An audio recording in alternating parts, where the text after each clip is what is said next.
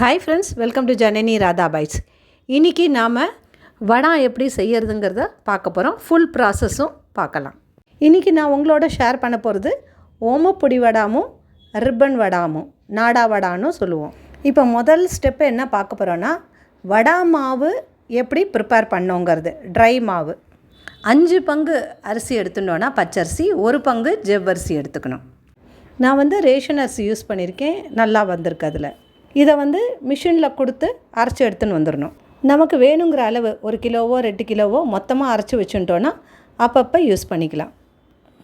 இன்றைக்கி நான் உங்களோட ஜஸ்ட் ஒரே 1 கப்பு போட்டு வடை எப்படி பண்ணுறதுன்னு ஷேர் பண்ண போகிறேன். இப்போ இதுக்கு தேவையான சாமான்லாம் பார்த்துடலாம்.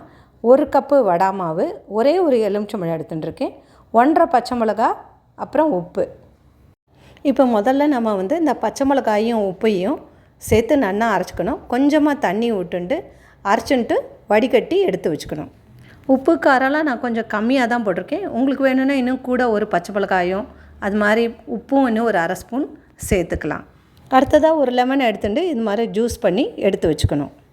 இப்போ நாம் மாவு ப்ரிப்பேர் பண்ணோம் எப்படிங்கிறத பார்க்கலாம். நல்ல அகலமான ஒரு பாத்திரம் எடுத்துட்டு, பேன் ப்ரிஃபர்டு, அதில் 1 கப்பு மாவுக்கு 2 கப்பு தண்ணி விட்டுக்கணும். கொஞ்சம் தண்ணி ரேஷியோ மாறுபடலாம் அரிசிக்கு தகுந்த மாதிரி. தண்ணி நல்லா கொதித்த உடனே இந்த பச்சை மிளகா உப்பெல்லாம் அரைச்சி வச்சுருக்கோம்ல, அந்த ஜலத்தை விடணும். அதுக்கப்புறமா அது மேலே இந்த மாவை அப்படியே கொட்டணும். மாவை கொட்டிட்டு நல்லா இந்த மாதிரி கிளறணும். ஒரு 3லேருந்து 4 நிமிஷம் இந்த மாதிரி கிளறிண்டே வந்தோன்னா மாவு நல்லா பந்து மாதிரி ஆகி சுருண்டு வரும். அதுதான் பதம். இப்போ அதை நீங்கள் பார்க்கலாம். இப்போ கேஸை ஆஃப் பண்ணிவிட்டு எலுமிச்சம்பழச்சாறை இது மேலே விடணும். விட்டப்புறமா நல்லா கலரிக்கணும். இப்போ வேக வச்ச வடை மாவு ரெடி ஆகிடுது. இதை ஒரு 2லேருந்து ஒரு 3 நிமிஷம் ஃபேன் கீழே ஆற விட்டுட்டு இந்த மாதிரி நம்ம மாவை பிடிச்சி வச்சுக்கணும். தனித்தனியாக பிடிச்சி வச்சுட்டோன்னா தேங்காய் நாழியில் அடுத்தடுத்து போட்டு ஈஸியாக பிழிஞ்சிக்க முடியும். இந்த ஓமப்பொடி வடாத்துக்கு என்ன அச்சுங்கிறத இப்போ நான் உங்களுக்கு காமிச்சிருக்கேன். அதை தான் யூஸ் பண்ணோம். அதை யூஸ் பண்ணும்போது தான் நன்னா வரும். இந்த வடாத்தை பிழியறதுக்கு நம்ம நல்ல ஒரு பிளாஸ்டிக் ஷீட் யூஸ் பண்ணிக்கணும். மேலே கொஞ்சம் தண்ணியும் தேங்காய் எண்ணெயும் எடுத்துட்டு லேசாக அந்த ஷீட் மேலே அப்ளை பண்ணின அப்புறமா இதை நம்ம வடாத்தை பிழிய ஆரம்பிக்கணும். நான் குவான்டிட்டி ரொம்ப கம்மியாக போட்டிருக்கிறதுனால வீட்லேயே ஒரு டேபிள் மேலே ஒரு பலகா போட்டு அது மேலே ஷீட் போட்டு பிழியிறேன். அப்படியே பலகாவோடு எடுத்துன்னு போய் மாடியில் கொண்டு வச்சோன்னா வெயிலில் நன்னா காஞ்சிடும். குவான்டிட்டி ஜாஸ்தியாக இருந்தால் மாடிக்கு எடுத்துன்னு போயிட்டு மொட்டை மாடியில் நல்லா ஒரு ஷீட் போட்டு இந்த மாதிரி பிழிஞ்சிக்கலாம். இந்த வடாத்தை நல்லா ப்ரெஷர் கொடுத்து தான் நம்ம பிழியணும்.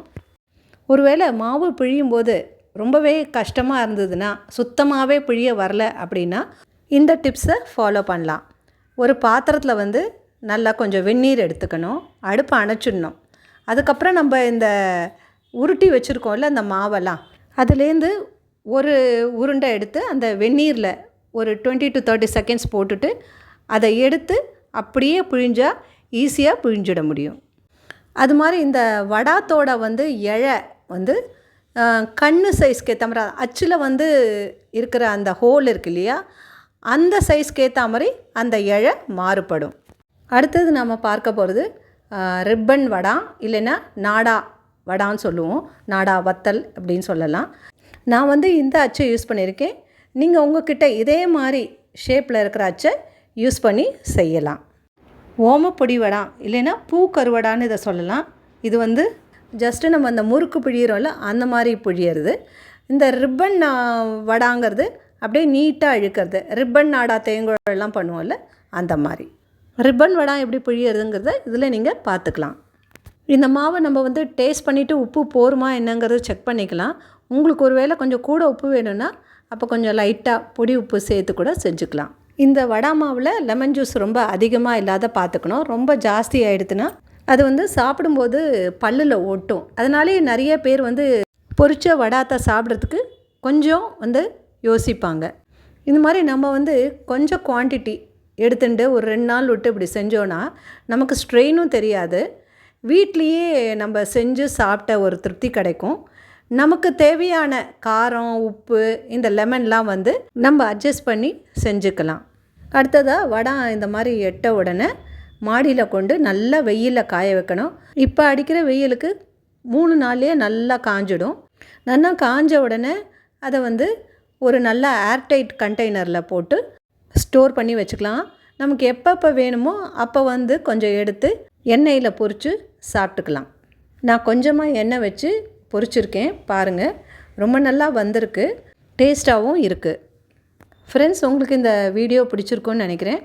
நீங்கள் இந்த வீடியோ பார்த்துட்டு உங்களோட ஃபீட்பேக்கை கமெண்ட் செக்ஷனில் ஷேர் பண்ணுங்கள். நெக்ஸ்ட்டு வந்து நான் வந்து ஜவ்வரிசி வடை வந்து எப்படி பண்ணுறதுங்கிறத உங்கள் கூட ஷேர் பண்ணுறேன். அதுவும் உங்களுக்கு கட்டாயமாக யூஸ்ஃபுல்லாக இருக்கும். இந்த மாதிரி எங்களோட சேனலில் வந்து நாங்கள் வந்து seasonal recipes, festival special recipes, significance of auspicious days இல்லைன்னா மந்த்து, டெம்பிள் விலாக்ஸு, இது மாதிரி நிறையா ஷேர் பண்ணுறோம். நீங்கள் கட்டாயமாக அதெல்லாம் பாருங்கள். ஃப்ரெண்ட்ஸ் ஃபேமிலிக்கெலாம் ஷேர் பண்ணுங்கள். சப்ஸ்கிரைப் பண்ணாதவங்க சப்ஸ்கிரைப் பண்ணுங்கள். உங்களோட ஃபீட்பேக்கை கமெண்ட் செக்ஷனில் ஷேர் பண்ணுங்கள். தேங்க்யூ.